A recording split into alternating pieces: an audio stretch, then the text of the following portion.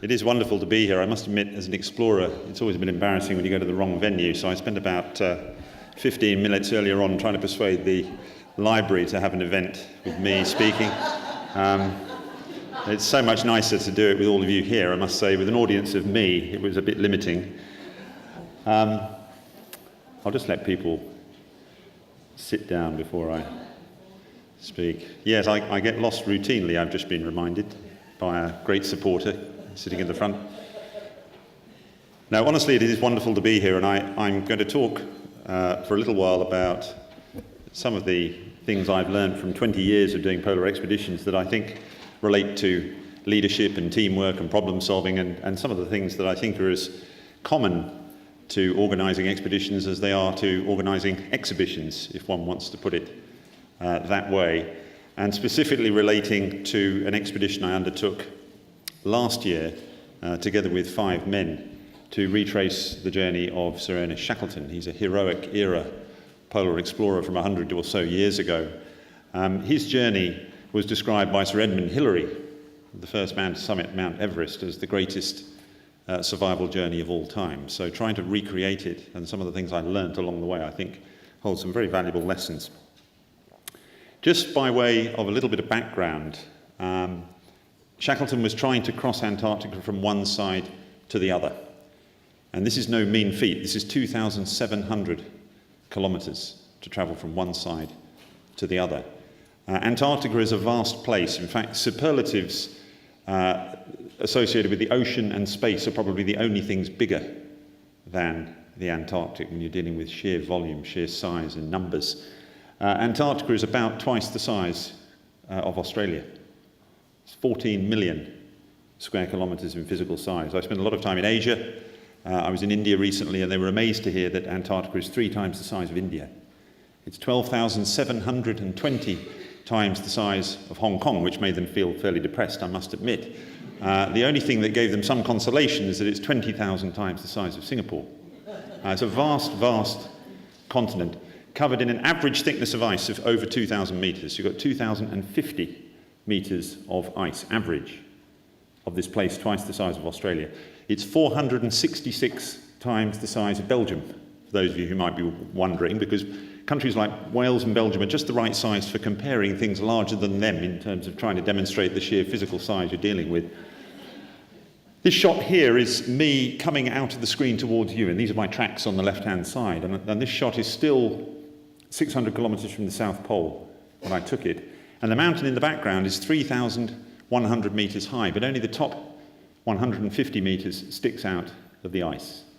The other 3,000 metres is buried. And there's a mountain range the size of the European Alps buried under the ice of Antarctica, not a single peak big enough to poke through from the point where this shot's taken and the South Pole itself. So you're literally walking over the summits of the peaks of the mountains. Wearing my environmental scientist hat, and I won't throw any more numbers at you after this, I promise, but I'm always amazed to think of the sheer volume of water that's in the Antarctic ice cap. You've got 97% of the world's water is in the ocean.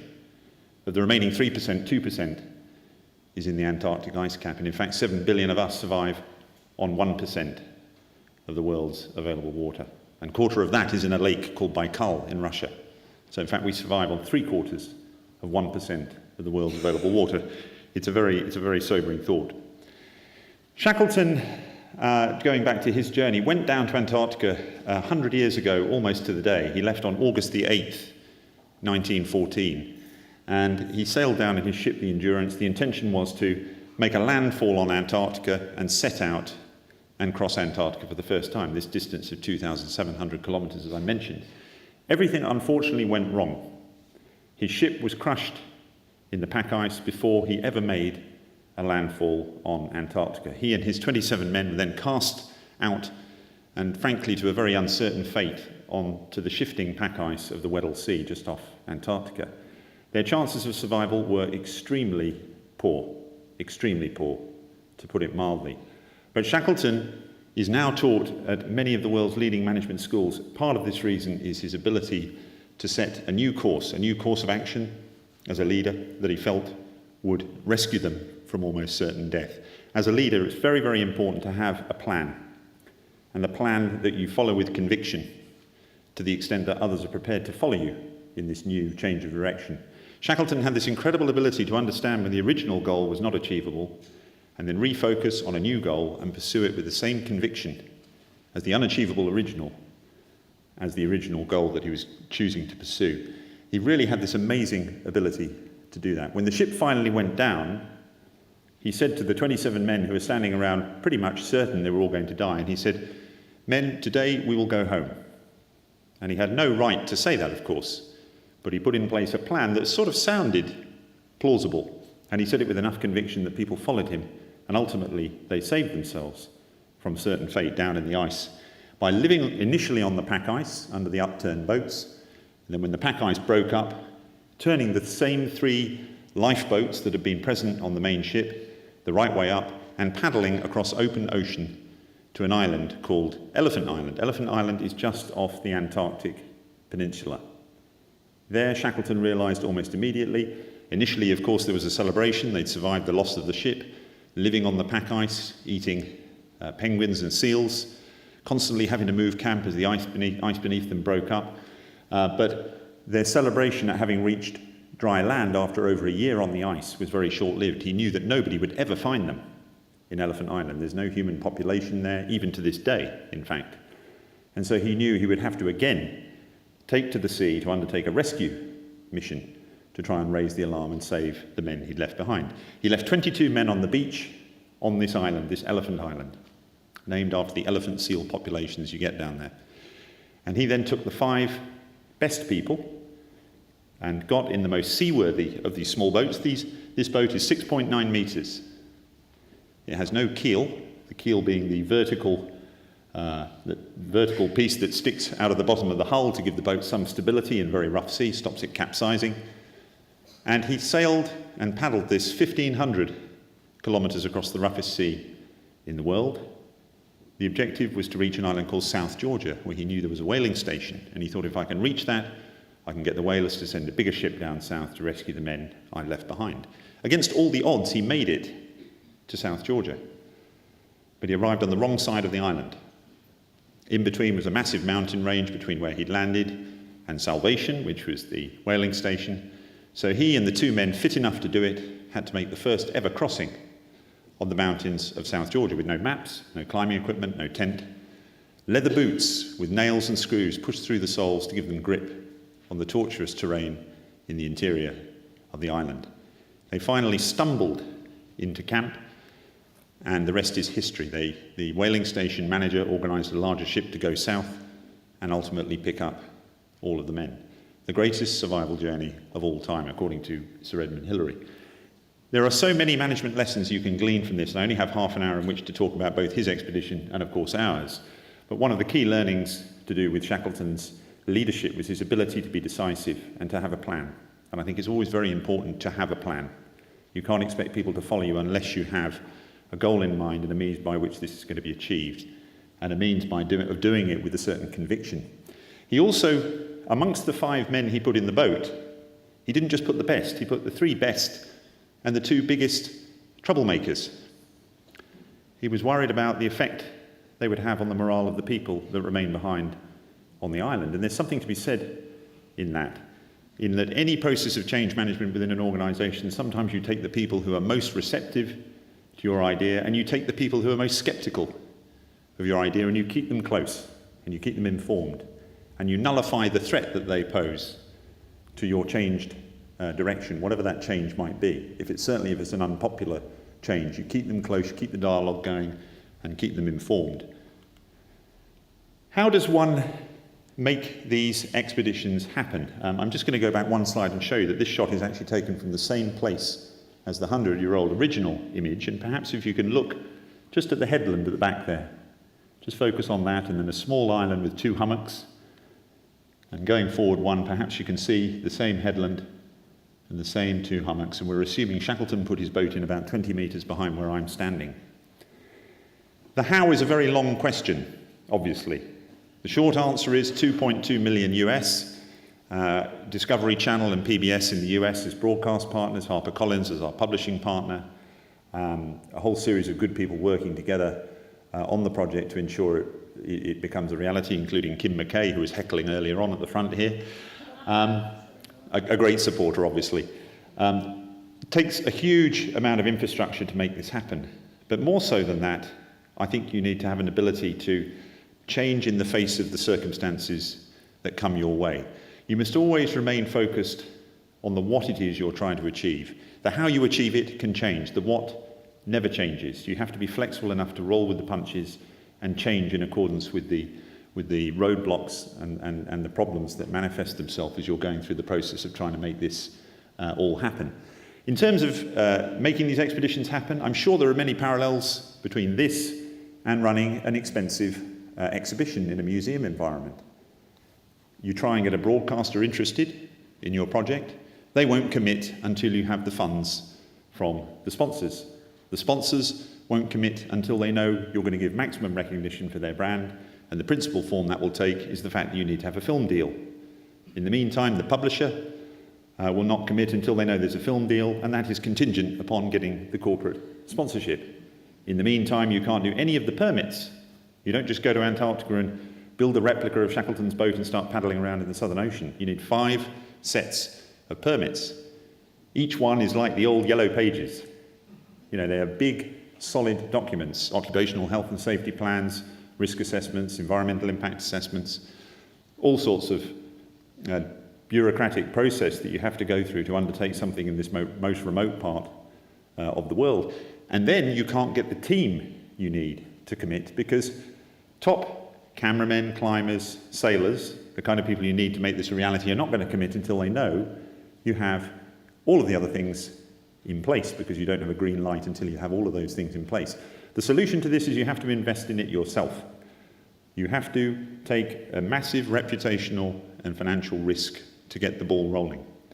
And leadership for me is about backing yourself, and it's about making that kind of commitment. You can't expect others to become involved in something unless you have the confidence that you can achieve it yourself. And it's, as I say, about a 4-year process of trying to make this expedition a reality. Locking in the goal, milestones, the achievement of which will get you there, but being flexible enough to cope with problems as they come along. The team. Obviously the team is large. Kim, for example, sitting at the front here, was involved very extensively in helping with the fundraising and managing all aspects of the media to do with the project. So I'm eternally grateful to her for her support. I'm very pleased now to be working together with the Australian National Maritime Museum with the exhibition that will follow the expedition we made down south. You have to align yourself with the best caliber people in order to make these things a reality. The first rule of thumb, I think, is to recruit better than you. And this team of people, I'll briefly describe who they are, the guys who are actually in the boat, and they were all men, because we had to do it exactly the same, according to the Shackleton family, as the original. And there were 6 crazy men in the boat in the old days, so we had to do it the same way. And just briefly, I won't talk about myself, but Nick Bubb is an international sailor. 200,000 sea miles, something like that, under his belt. I liked him because when I first met him, it was with great anticipation that I first met Nick, and I thought he was going to be completely bowled over by my scheme. He knew the reason for our meeting, and I went in there to hear what he had to say, and he said, "Look, Tim, I think the planning, some of it is very good. I think the passion is great. I think the vision is great. Some aspects of the way you've thought things through are good, but I think there are 2 or 3 really critical things you haven't considered. There are flaws that you haven't considered, and unless we resolve them to my satisfaction, I can't be involved in the project. But I would like to suggest these ways of resolving those issues. And if you take on board some of my suggestions and we can enter into this as a partnership, he would be the skipper of the boat, I'd be the expedition leader, then I think we can really make progress." I like that approach. I didn't want people who came forward and said, "Look, Tim, get me to the start point, I'll get you to the end," of which I had many, many CVs. I had 200 CVs of people who were speaking in that kind of tone. Professional sailors. "Get me to the start, I'll get you to the finish, don't worry about the rest." I didn't want that. I wanted people who were fearful of what we were going to do, but still chose to come. You want pragmatic optimism in the boat. You want people who are prepared to speak their mind, but at least offer solutions to the problems that they voice. And that's the kind of management style, if you like, that prevailed on the expedition. The next guy along, Paul Larson, is Australian from Melbourne, and he is the 7 times world record holding sailor. He's the fastest sailor in the world, 64.5 knots in a sailing boat. If you can imagine that, it's about 140 kilometres an hour. It's very, very impressive indeed. I said to him, the average speed of our vessel will be considerably slower, 62 knots roughly slower. But if you'd like to become involved, we would love to have you. And again, Paul was a known quantity to Nick. They worked very well. One was a hothead, the other very calm. But they both knew where one another's strengths and weaknesses lay as the core component of the sailing team. The idea was to have 3 sailors and 3 climbers in the expedition team. The way I recruited people was by seeing what they could do, not what they said they could do. The problem with getting a CV from someone is that everybody says, I'm a good team player, I'm good under pressure, take me, you won't regret it. And who writes your CV? You do, or someone you pay. And so you can't always trust it, if I can be frank.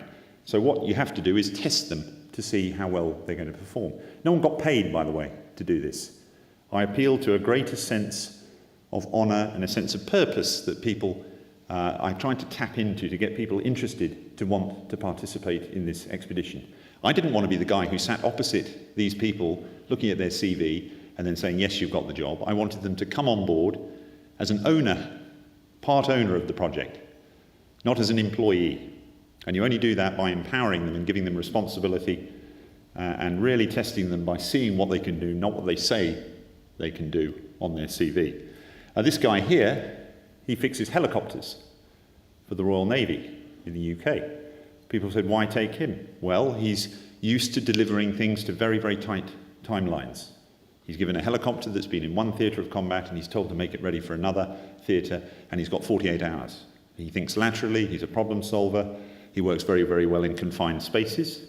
This boat was the size of your normal coffee table, and there are 6 guys in there. One would be on deck, supposedly steering, the other 5 would be huddled together. In that space, you are being physically sick. You are having to go to the toilet in a bucket. There's a guy cooking on an old kerosene stove, and you're becoming slowly, well, not even slowly, asphyxiated by the fumes coming off this stove.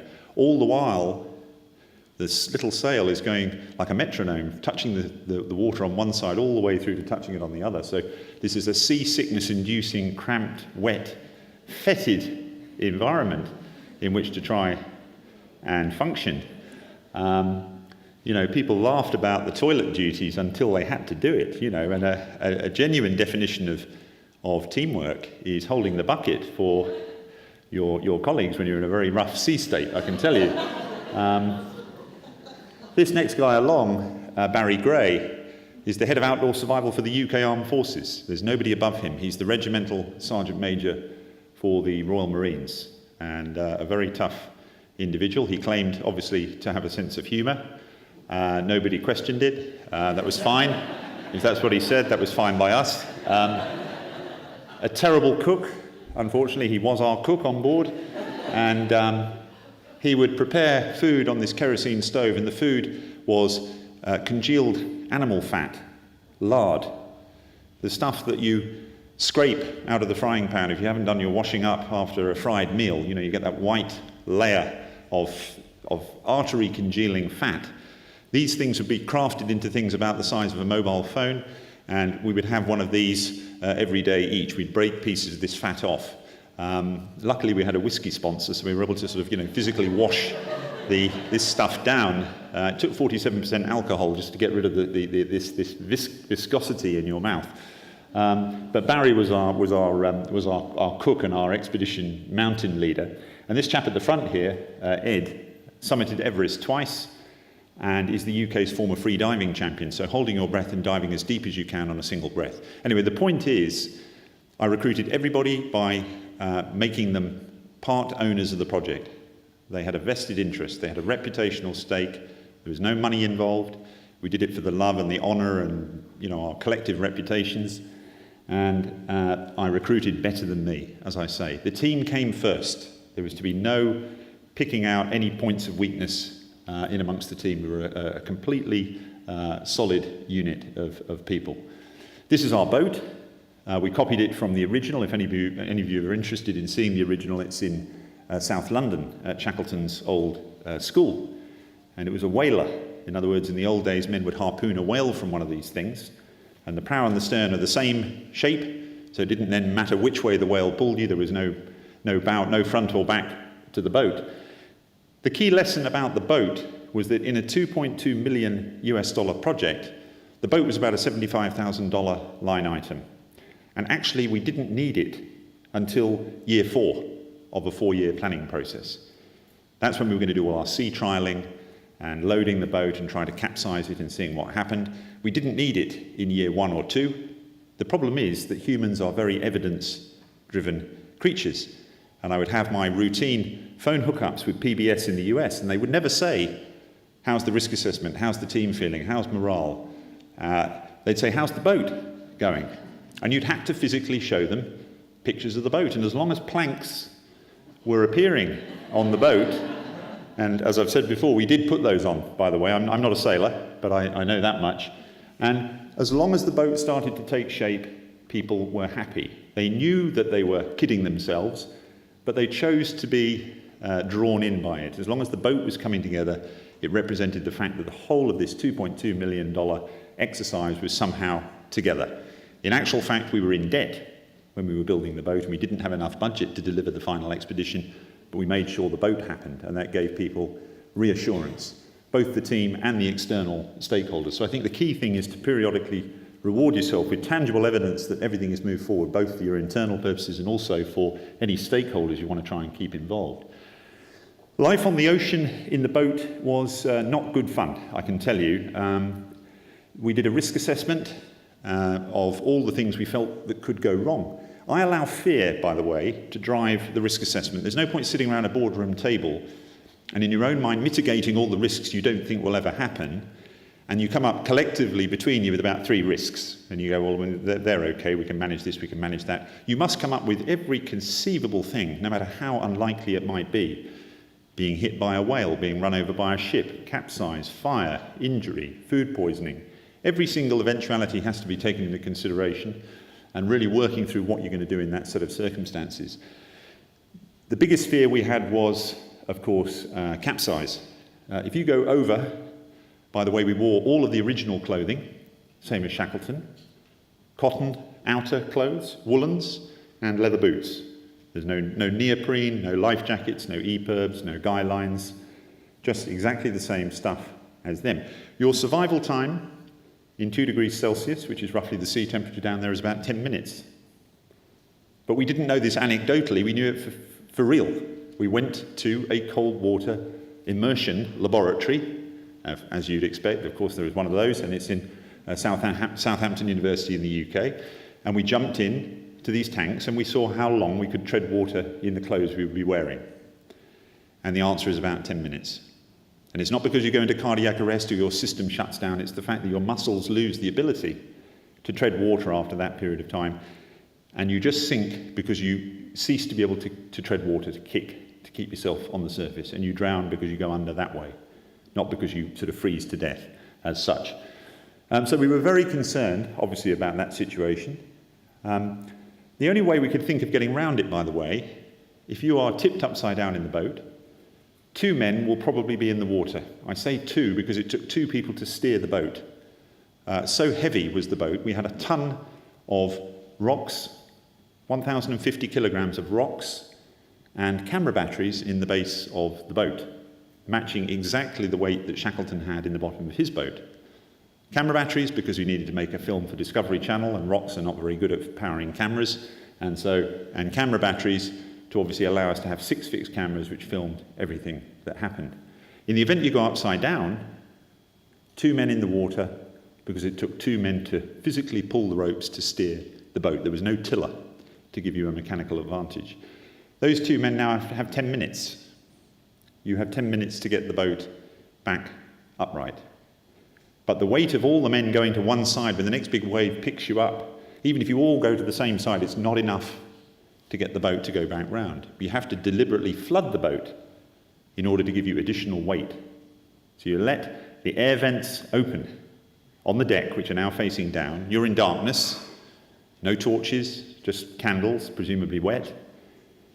and you have to let in 400, 450 litres of seawater, 2 degrees Celsius seawater in complete darkness, and be confident enough you can shut off these 2 copper air vents such that more and more water doesn't keep coming in.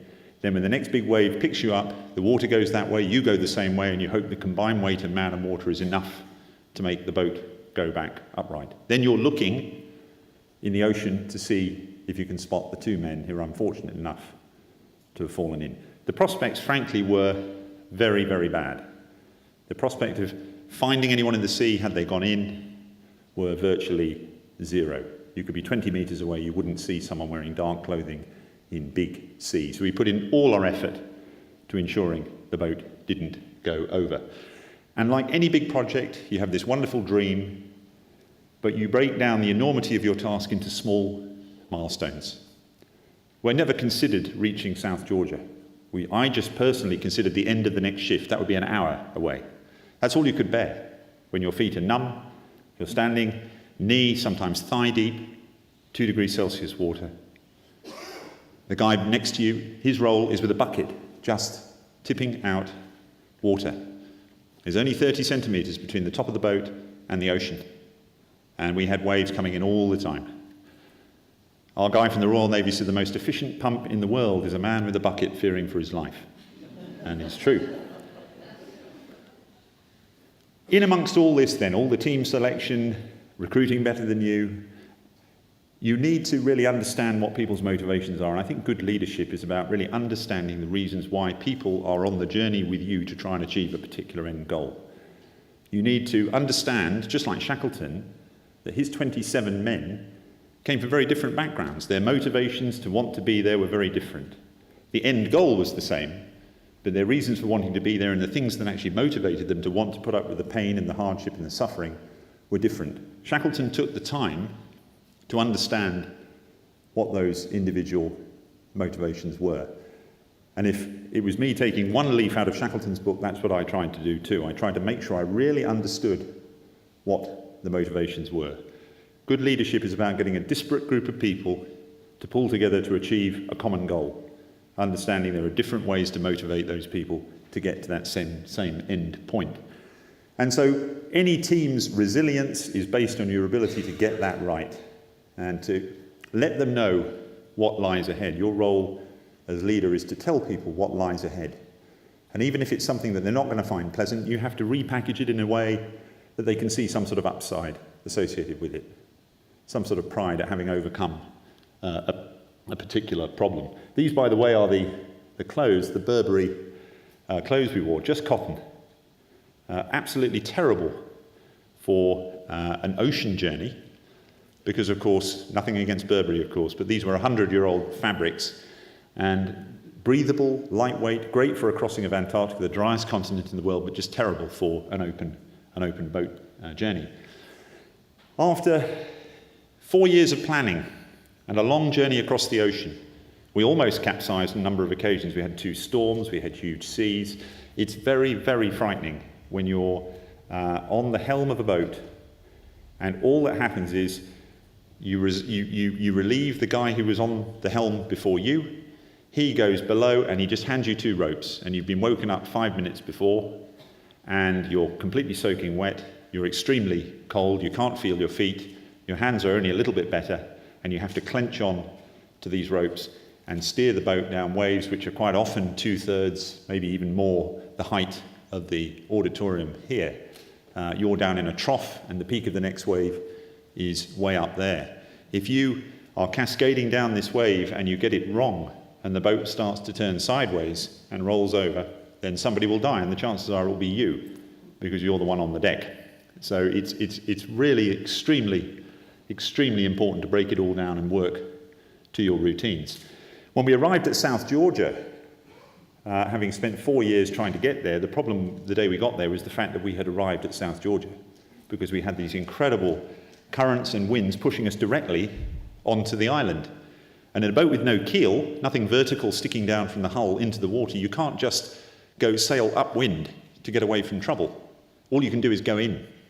You're going in regardless of what you do. You have 2 options. You can go in pointing away from it, pretending you're escaping by sailing away from trouble, or you can go in pointing forwards and at least see what you're doing. And there are many things to do with Shackleton's original journey we couldn't replicate. We couldn't pretend that nobody knew we were there. We hadn't left 22 men on Elephant Island. We hadn't lost a perfectly good ship. And all of the dream of crossing Antarctica. One of the things that was more difficult for us than it was for Shackleton was that we had to make the weather we got allow us to do his journey. And that was extremely difficult. We would never have chosen to land at the bay that he landed at the day we got there with the weather we had. And we almost ended up on the rocks, very close. This shot was taken by a camera on another boat that came down to rendezvous with us at the island, bringing 2 Discovery Channel cameramen in. And these are, great cauldrons of breaking surf with rocks just beneath the surface. It's very, very dangerous coastline indeed. The key thing with problems is you must look forward to them. Convince yourself that they are opportunities to learn, opportunities to feel proud about the fact you've had the ability to overcome them, and really look forward to experiencing them. Makes you a better explorer. It's a better experience. We wouldn't have wanted the weather to be good because it wouldn't have been Shackleton's experience. So you try and look at the positives of every negative scenario that comes your way. When we arrived, 3 of the guys' feet were in extremely bad condition from standing in 2 degrees Celsius seawater in leather boots much of the time. You don't feel your feet for extended periods of time, and that's obviously not good. 3 of them were unable to continue. Combine this with the fact that we had very, very bad weather. We had storms raging. We had 85 knots of wind. That's 140, 150 kilometers an hour of wind. And the prospect of climbing through a very tortuous range of dangerous subantarctic mountains with very rudimentary equipment. We had 1 carpenter's adze, which is like a pickaxe with a flat blade, 1 rope, and we had our lard biscuits that we could eat along the way, just to keep morale up. A little bit of sponsors whiskey, thankfully. Thank you, White & Mackay. There's my plug, White & Mackay. But essentially, it was a pretty foreboding task. The worst thing that can happen to a high-performing team for a leader is inaction. You don't have the next step. You don't have the next move. And I felt that inaction, 5 days being pinned down on the beach, the elation at having achieved Shackleton's boat journey, it's amazing how quickly you forget that and you refocus on the new goal, which is crossing the mountains, and then fear starts to creep in. At this stage, we were also joined by 2 cameramen from Discovery Channel, and their role was to create a little bit of drama where they could. So they were quite keen to see if there were any interpersonal issues going on within the team. Their role was to maybe be a little bit disruptive and that sort of thing. And we were all stuck in the same place. And that inaction started to cause problems for us. I think the worst thing that can happen is inaction. As a leader, you need to have a plan. You need to have steps. You need to keep people busy, certainly if they're a high-performing team. And so I kept people busy with the tasks of recalculating the route that we would take, going on little forays just to try and keep fitness levels up, trying to see what the conditions look like just ahead, the distance we could get, and things like that. Anyway, on night 5, day 5, midnight, we left to cross the mountains, frankly, because I don't think we could have waited any longer. I think morale was beginning to deteriorate to such an extent, and off we went up into the mountains. I'm going to compress what happened in the interests of time, but suffice to say, the first of the cameramen, who had not been vetted based on what I could see he could do, I'd really brought him in based on his CV of what he said he could do. I won't say any more than that, but he went down on his haunches about 4 hours in the middle of the night, in a blizzard, day 5 on South Georgia, and we're high up in the mountains, and said, look, I just can't go on. Now, that was a problem for us. Luckily, some motivational words were exchanged. Maybe not the traditional ones, but a few choice Anglo-Saxon expressions came out to try and, remind him of the objectives. And the ship that brought him in, I'd asked it to reposition itself on the northern side of the island, where the island is at its narrowest, just in case we needed to evacuate anybody. You're always trying to think ahead as to scenarios that might unfold. During the course of the night, we had, again, these 85 knot gusts of wind. The tent that he was in was destroyed. We all ended up in one small survival tent, all the guys together. Myself and Barry Gray were soaking wet in our clothing, and it was very, very difficult to keep to stop from becoming hypothermic. And during the course of that night, the second cameraman said, "Look, this wasn't what I signed up for either, frankly." Now, I accept that it was my fault, really, for not having prepared them in terms of managing their expectations as to what lay ahead. The worst thing you can do is just expect that people know what lies ahead. You need to manage people's expectations as the leader of this thing. And I think they went into this really ill-prepared. I think they believed their own CVs of what they said they could do. My guys, I knew exactly which buttons to press, and then with me as well, it was a two-way street, to get the best out of one another. And we knew where one another's strengths and weaknesses were. These other guys were largely untested, so I take my responsibility in all that. We did evacuate them. We evacuated them to the point to which Shackleton went by mistake 100 years before. He crossed the island and went all the way down to a point on the far side, nowhere near a whaling station. And we turned the fact that we had to evacuate these guys into a positive. We thought, isn't it funny that we've had to go to the same spot that he went to 100 years ago just to get rid of them? And again, we fed on the positive of that, as pathetic as it might sound. Self-delusion is a very useful characteristic in expeditions. These are the mountains that Shackleton slid down. He slid 500 meters down one of the couloirs between this peak here and the next one you can't see. There's the fourth one. There are four. 1, 2, 3, and this fourth one. You can't see 2 and 3. 500 meters down about a 65-degree slope. Very, very steep indeed. Incredible leadership. He just knew that they had to keep moving, that they didn't have sufficient climbing equipment or climbing ability to hang around. The men left in Antarctica, the clock was ticking, they just had to get a move on. And so they slid down on their backsides, down into whatever was there. And it was amazing that they were able, frankly, to make it. I'm going to finish in a second in the interest of time, but suffice to say, leadership too is about never asking others to do what you're not prepared to do yourself. So you're always taking your turn in leading through the crevasses of life, if you like, to come up with a very corny kind of metaphor for which I apologise. But suffice to say, you're crossing very heavily glaciated terrain, and these are very deep crevasses into which you fall. There is the one piece of climbing equipment, leather boots with nails pushed through the soles. You take the lead just as often as the other guys. All of these shots are taken when the weather is good, by the way. Often the visibility is 0, and you're travelling and you just fall in. And the first thing you realise is just the weightlessness until the rope, hopefully, goes tight, and reassuringly you're either pulled out or you manage to get yourself out of the crevasse. Unfortunately, climate change, just as my little environmental bit, has really ravaged South Georgia in the 100 years since Shackleton did his expedition. We only had to cross 2 glaciers. Shackleton had to cross 3. The other one's gone. The other one's melted. It's now a lake. We had to wade across that lake. And the British Antarctic Survey will tell you that 92% of the glaciers in South Georgia are in wide-scale retreat due to climate change. Just to finish, I think I get asked a few questions, perhaps more than any other. They come up regardless of the audience. It could be my child's kindergarten or the board of BHP. It doesn't really matter. The first question is always, how does one go to the toilet in -50? And the answer is quickly. The second question, I think, relates to leadership. And people say, are great leaders born or made? And I think the answer to that one is I think we all have the capacity to be great leaders. I think it's about discovering the thing that we are passionate enough to want to lead ourselves on the journey to try and achieve. And that passion must shine through to the extent that others are prepared to follow you on that journey to try and achieve that particular goal as well.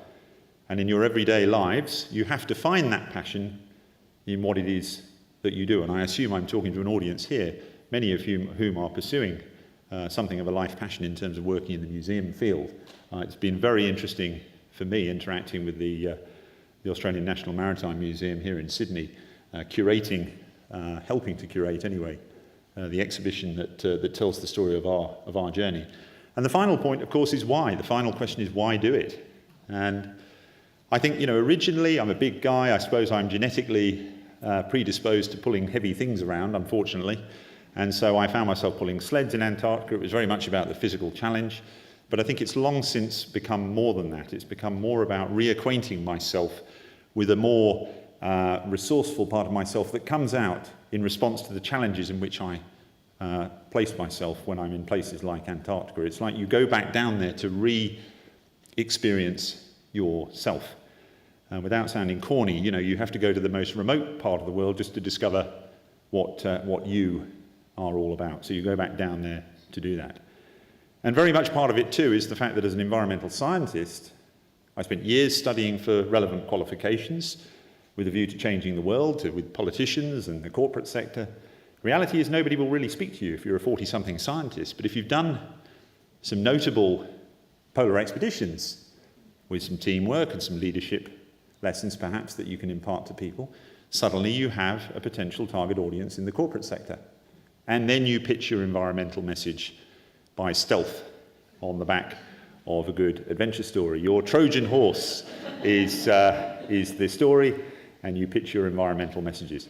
Just to finish, a journalist said to me a while ago, what's the main difference between your expedition and Shackleton's of 100 years ago? And I know what he was angling at. He was trying to suggest that we didn't do things quite the way he did. And look, I would never claim to have done what Shackleton did. We didn't leave a ship, leave the men in Antarctica, sink the perfectly good ship, lose the dream of crossing Antarctica. But I think we've got as close as we could do in the modern era, and certainly the level of suffering and deprivation was pretty out there for us. But the response I gave was that Shackleton was trying to save all his men from Antarctica. And sadly, and ironically, my principal preoccupation now is trying to save Antarctica from man. That's what's really changed in 100 years, but thank you.